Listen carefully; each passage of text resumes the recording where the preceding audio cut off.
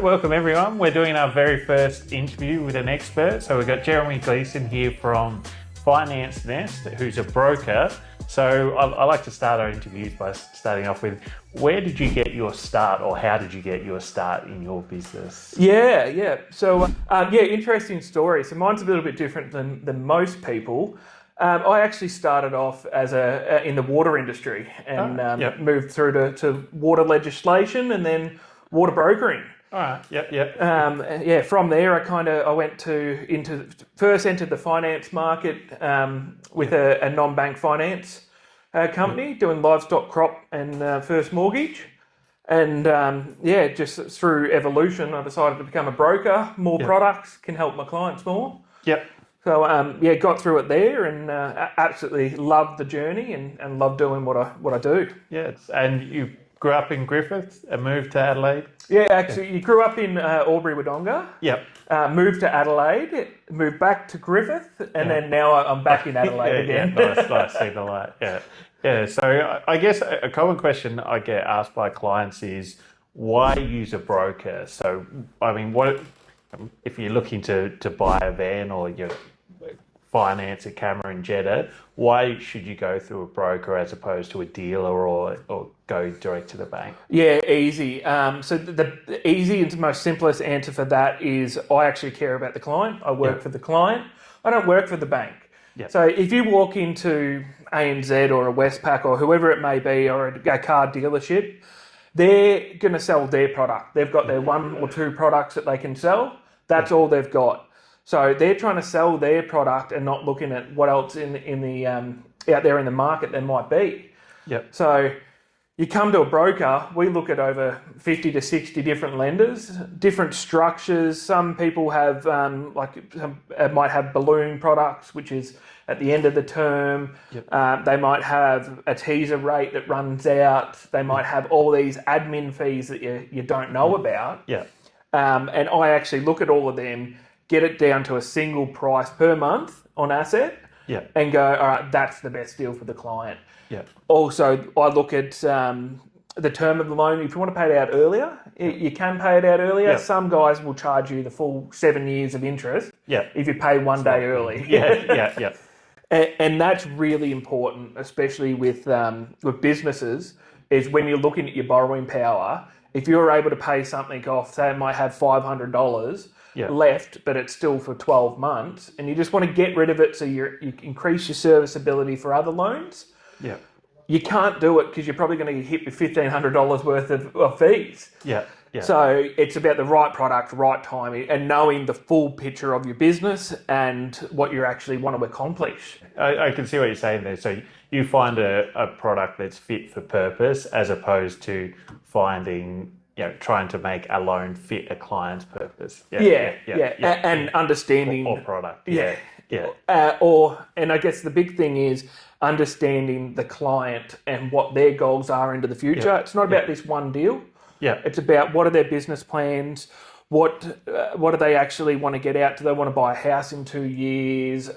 I become like a friend of the company that knows their direction and can pick something that's not going to impact you 3 years down the track.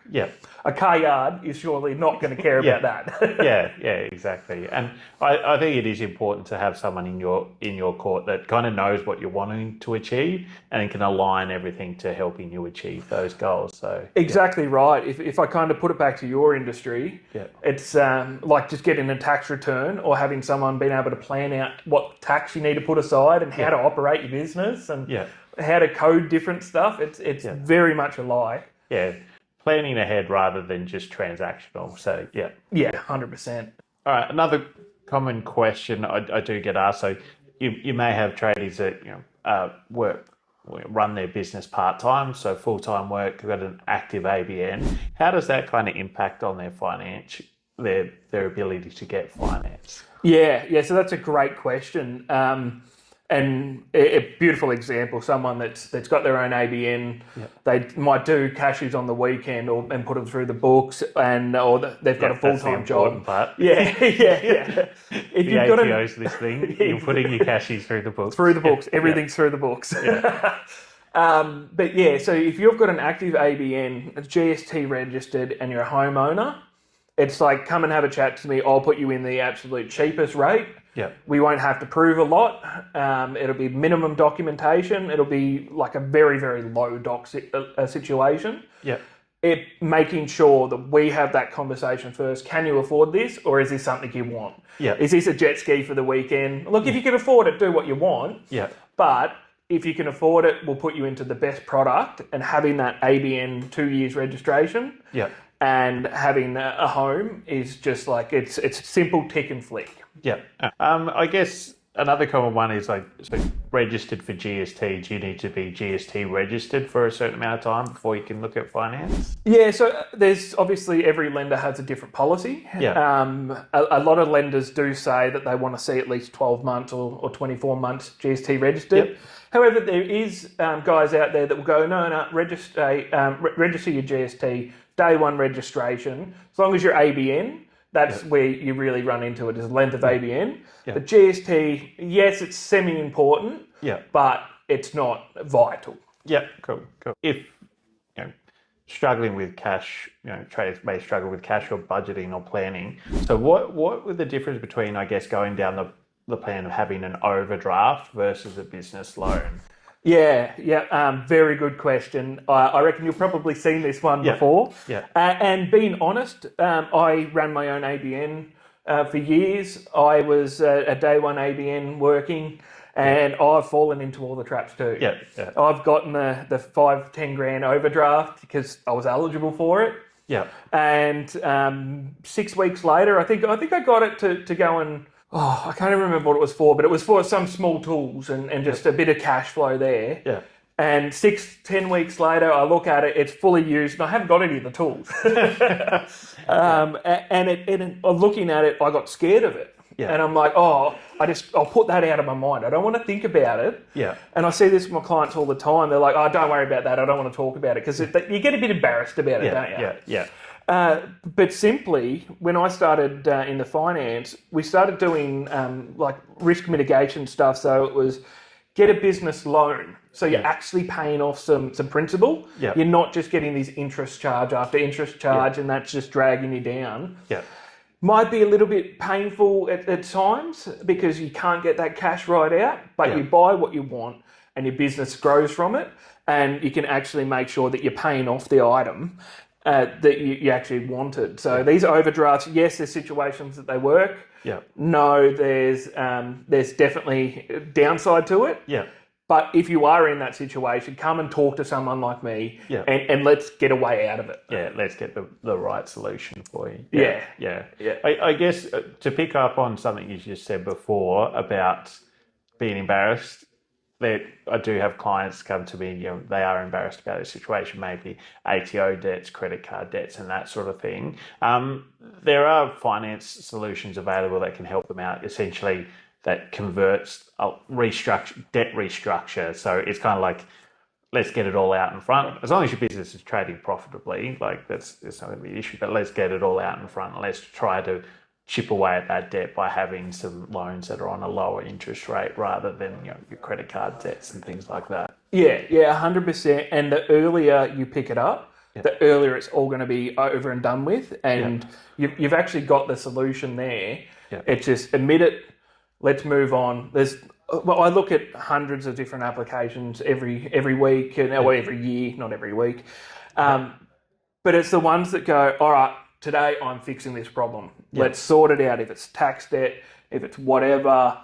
All right, tax debt is really, really hard at the moment. You know, ATO, I'm getting calls all the time, guys that are saying, all right, they're putting me on a payment plan.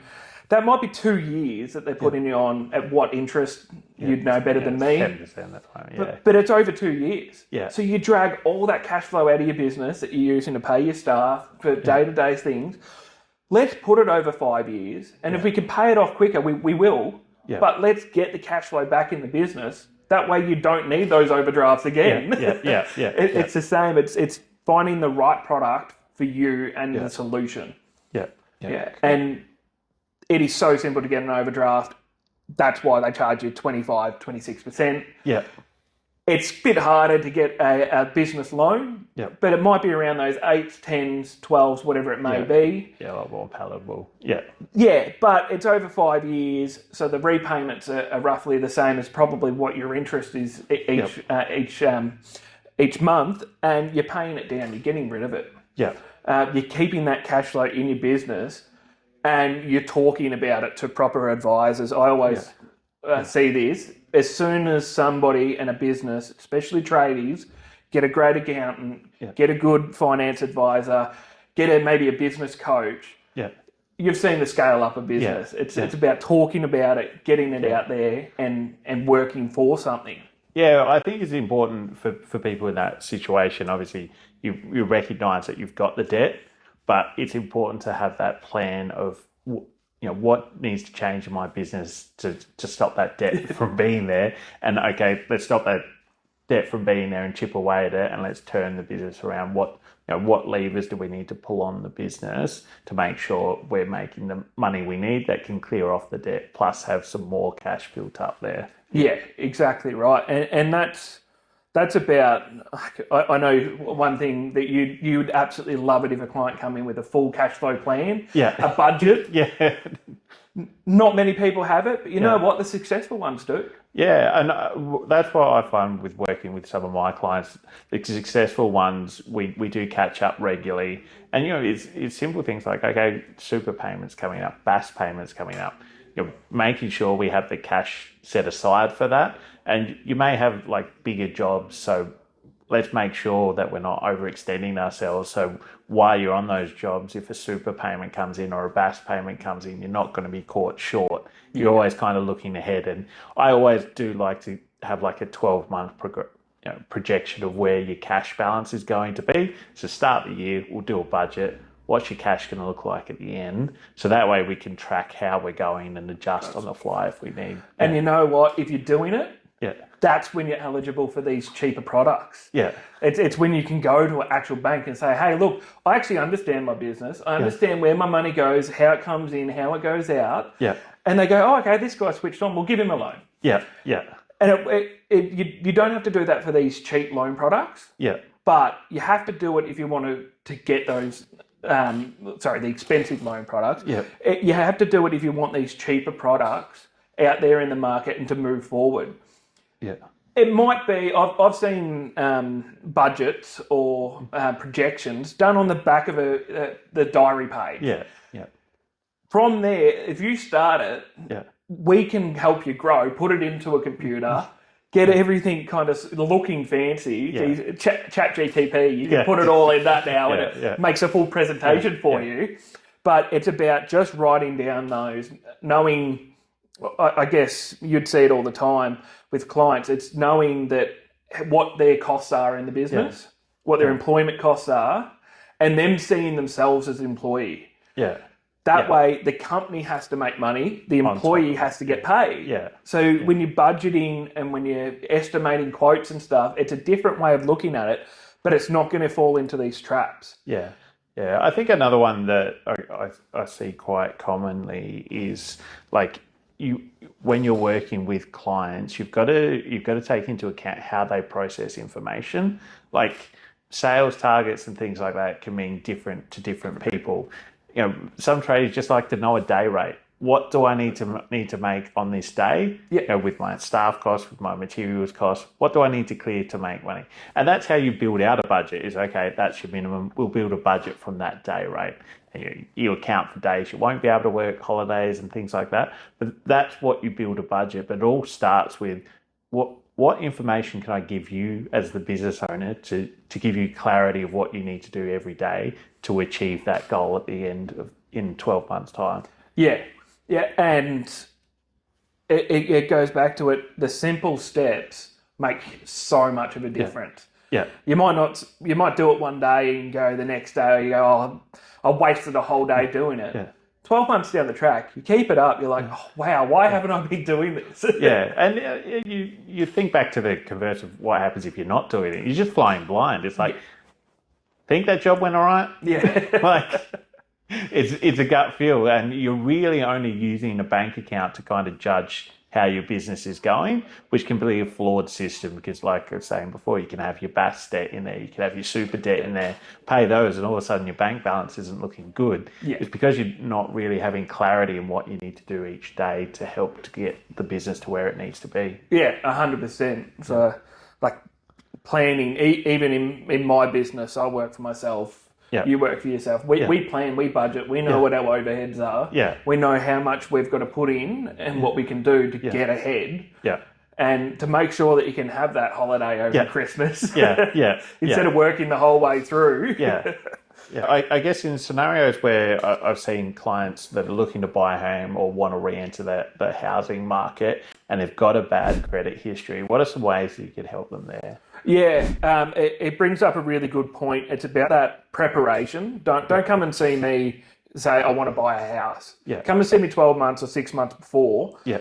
I'll have a look at your credit rating. If there's adverse things, there might be ways that we can fix it. Yep. Or there's ways that I can tell you why this came up. Yeah. And how it came up, or if it was a default here or a major default there. Yeah. It's about knowing what actually caused that and what effect that has onto your borrowing capacity. Yeah.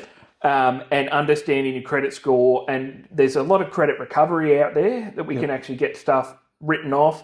Say it's a Telstra bill that you never got, or a power bill that wasn't paid for some reason. Yeah. Those things are easy to take care of, but they will show up for 6 months. Yeah. So it's about having a look at that and going, all right, we'll get that clear. It stops there. And then in 6 months, we're applying and the bank might not see it. Yeah. Yeah. So it's about knowing that timing and preparing for it to make sure that we've got the best application and that you're not going through the second tier lenders if you don't have to. Yeah. Because you've got all these things covered off and done. And your credit score, no one looks at their credit score unless they ask them, the brokers, oh, what was my credit score, by the way? Yeah. But it's about knowing what it is and if it's going to be a problem and how to fix it. Yeah, cool. Okay, so I guess you're looking to buy a home or looking to get finance. Your job is obviously to make it as smooth or as easy for the client as possible. What are some things, I guess, that they can do to make sure it's going to be, look attractive to the banks and be an easy-ish application? Yeah. This one's a big one, especially with young tradies. Yeah. It's about your credit conduct and your bank conduct. Yeah. Because we've got to get all your spending. We've got to know how much you're spending, where you're spending your money. Yeah. And we've got to create a full list of living expenses. Yeah. So one thing that the bank looks at is they count how many times you chuck $100 into the TAB. Sports bet, yeah. Sports bet account, all of those. The multis on a Friday night. Yeah. They look and they're sophisticated enough that if you're getting cash out at a pub, ATM, or out the front of the casino, they know what you're doing with the money. So it's not like you can get away with it. Yeah. It's about knowing how to get around that. Well, not how to get around it, but how to make sure. An interesting story is I had a client that was taking large amounts of money out at a pub. Yeah. Now, he took it out at the pub because there was no ATM fees and his bank was out yonder. Yeah. So I looked at it and I instantly went, oh, mate, you spent way too much time at the pub. And he's like, no, I grabbed this money out, so it's petty cash. So there is some of those things that we can explain to the bank. Yeah. 90% of the time, we're going and having a few too many schooners, chucking it over the TAB and walking into the pokie room. Yeah. Yeah. We're all guilty of it at some stage in our lives, but it's about knowing what the banks are going to look at. Yeah. So they're breaking it down into the amount of subscriptions that you have. Yeah. They're looking at all the red flags. If when you tap your card and it declines and you're like, oh crap, got to transfer some money over. So you quickly do it and you tap it. Every single one of those instances that the bank will see, I have to justify to the bank if it's coming through a broker that it was immediately rectified. Yeah. Because it comes up as a red dot on it. Yeah. So we've got to say, all right, it was lost track of your spending or whatever, and or you're worried about scams, so you don't have much money in that account. So, but if we don't have to look at them, It's about go to your local bank and get the cash out if it's for business. Yeah. Don't get it at the pub. Yeah. Don't get the same amount out every single week because it just looks like it's repetitive. Yep. Whereas if you just use an ATM here, once there, it's about getting cash out because everyone needs a bit of cash. Yeah. We all like living in a cash society. Yeah. We're trying to take it away, I guess, but we like doing that. But it's about knowing what the bank and educating the client of how your etiquette will affect your loan and how to rectify it. Yeah. Because I guess the banks do sort of have that information in terms of the amount of data they're getting access to of where the money's going, what categories they go to. Like even look on your phone and like you go through your bank transactions, it's got them categorized into Uber Eats spending and all that sort of stuff. So yeah. And I like sitting down with my clients too when I run that report and showing them what they're spending their money on. How many coffees? That's always scary. I don't like to look at that figure on over 12 months. That's for sure. No, and it really does add up. But it's going through and identifying those things, cleaning it up before we have an application coming in. There's an old saying, it's the 3 H's. I won't give you all of them, but one is horses. I'm sure you can come up with the rest that brokers look for because they're the things the banks look for. Yeah. And I guess it's one of those scenarios. It's trying to get everything to have a smooth application process. I guess once it's settled, go for gold. Within reasons. But it's about knowing what you can spend, having that bit of a budget. If it's just something you've got in your head, it's better than nothing. If it's a full itemised account and spreadsheet, which I know some friends of mine have that, they know exactly what they spend and how much they can spend. I'm not like that, but I still keep a manage on what I'm spending it on, regularly look at it, and especially if I'm refinancing my home loan, I am so good for 6 months. I am. Everything is beautiful. I look like a saint. So that's good advice to have. 6 months before a refinance. It's a spring clean. Let's get everything clean and ready for it. But if you walk into a bank, you're not going to know these things. So that's the benefit of a broker. It's even. I might advise my client, hey, we're going to go to this lender because they don't need bank statements over going to a major where they're going to comb through every line of it and look at it. It's that advice on how to get the best product for your situation that's so important, and that's what brokers do. It's like there's plenty of people out there that would lodge your own tax returns. Correct. Sure, you're going to do a much better job and know what you're doing and not get audited. Exactly.